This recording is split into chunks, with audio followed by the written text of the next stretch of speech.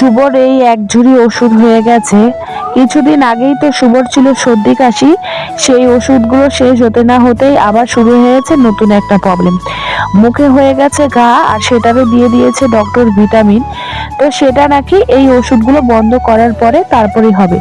ওর কিন্তু রিপোর্টে ধরা পড়েই গেছে পেচ্ছাপ ইনফেকশন, আর সেই জন্য কিন্তু অনেকটা ওষুধ, আর 15 মিনিট পর পর ওকে ওষুধ দিতেই হয়।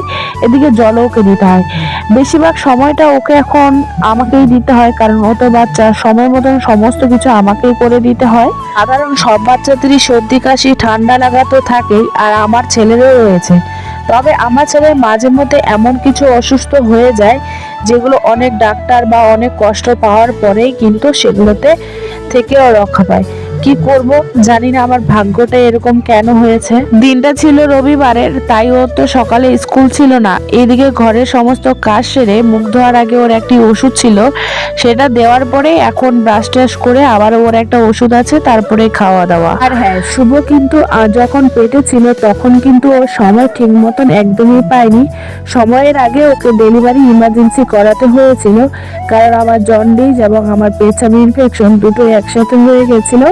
আর ওর শ্বাসকষ্ট আমার পেটের ভিতরে হয়েছিল দেখে ডক্টর 3 দিনের মাথায় ইমার্জেন্সি সিজার করে দেয়। এবার আমাকে 2-3 জন এই কারণে বলে যে হয়তো শুভর যেহেতু পেটের ভিতরে মাস খুব কম পেয়েছে, তাই হয়তো ওর অল্প কিছুতেই অনেক বড় বড় প্রবলেম হয়ে যায়। আমি ঠিক জানি না যে আমার এই প্রবলেমের জন্য ওর হয় নাকি।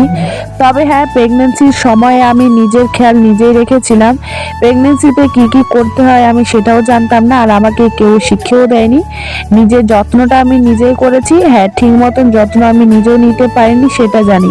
শরীর আমার যত দিন পর্যন্ত ডেলিভারি হয়নি তত দিন পর্যন্ত ছিল অসুস্থ, ব্যথা, তার মধ্যে আমার নার্ভের প্রবলেমও সেই সময় অনেকটা ধরা পড়ে গেছে। পেটের ভিতরে আমার নানান সমস্যা থাকাকালীন ওকে আমি সুস্থভাবে জন্ম দিতে পেরেছিলাম, সেটাতে খুশি ছিলাম। কিন্তু তারপরে একটার পর একটা যে চোখের সামনে ওকে কষ্ট করতে দেখছি, সেটা আরোই বেশি কষ্ট লাগছিল।